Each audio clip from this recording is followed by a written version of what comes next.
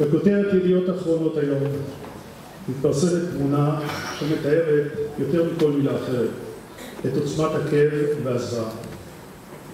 בתמונה, שאני בטוח שחלקכם הגדול ראה,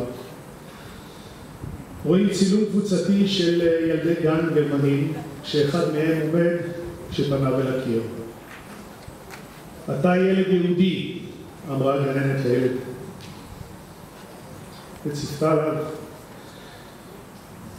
להסתובב אל הקיר כדי שלא יקלקל את התמונה.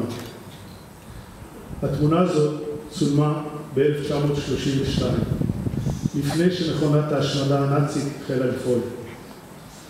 היותו של הילד יהודי היה כל חטאו לבוא המזלו. ליהודים אז לא הייתה מדינה, לא הייתה להם הזכות שיש לנו לחיות בה ולגדל בה את ילדינו. מדינת ישראל ריבונית, חזקה ביטחונית, חזקה כלכלית, יהודית ודמוקרטית. מדינת ישראל היא הביטחון שלנו, אבל שלא נתבלבל.